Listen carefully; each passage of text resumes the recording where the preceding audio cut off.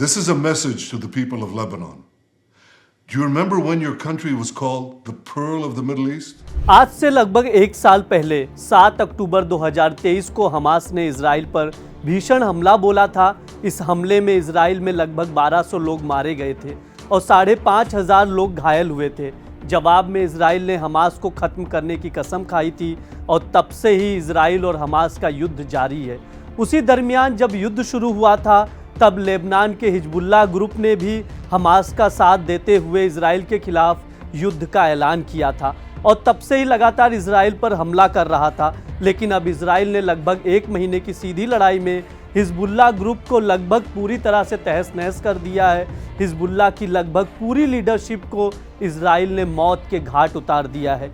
यही नहीं, इजराइल ने हिजबुल्लाह की पूरी तरह से खत्म करने की तैयारी भी कर ली है। इजराइल के प्रधानमंत्री बेंजामिन नेतन्याहू ने एक वीडियो जारी कर लेबनान के लोगों को संदेश जारी किया है कि वो अपने देश से हिजबुल्लाह को उखाड़ फेंके, अन्यथा इजराइल लेबनान को भी गाजा की तरह बना देगा।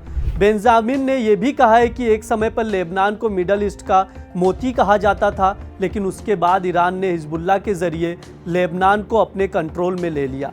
उसके बाद लेबनान की क्या हालत है ये पूरी दुनिया देख रही है। आप बेंजामिन का ये बयान स्क्रीन पर देख सकते हैं। उसके बाद हम आपको बताते हैं कि हिजबुल्लाह ने इस पर क्या प्रतिक्रिया दी है। This is a message to the people of Lebanon.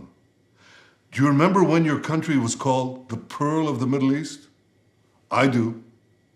So what happened to Lebanon? A gang of tyrants and terrorists destroyed it. That's what happened.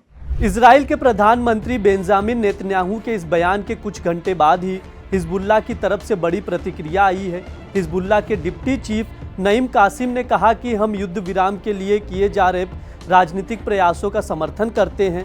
हमारे लिए लेबनान वासियों की जान से ज़्यादा महत्वपूर्ण कुछ भी नहीं है। नईम कासिम ने इसके साथ ही इजराइल से युद्ध विराम की अपील की है और गाज़ा की शर्तों को छोड़ने के लिए भी सहमति व्यक्त की है। आपको बता दें, हिजबुल्लाह ने इजराइल पर हमला करते हुए कहा था कि जब तक इजराइल गाज़ा पर अपने हमले बंद नहीं करेगा और वहां से अपनी सेना वापस नहीं बुलाएगा, तब तक हिजबुल्लाह इजराइल पर हमले करता रहेगा। लेकिन अब हिजबुल्लाह ने अपनी ये शर्त छोड़ दी है। लेकिन अब सवाल ये उठता है कि इजराइल हिजबुल्लाह के इस समर्पण को स्वीकार करता है या नहीं, या फिर हिजबुल्लाह अपने बयान पर कितना खरा उतरता है, ये देखना होगा। ये खबर हमारे साथी सौरभ ने लिखी है। मेरा नाम ब्रिज द्विवेदी है। ऐसी देश और दुनिया की तमाम खबरें देखने के लिए जुड़े रहिए दैनिक जागरण के साथ। शुक्रिया।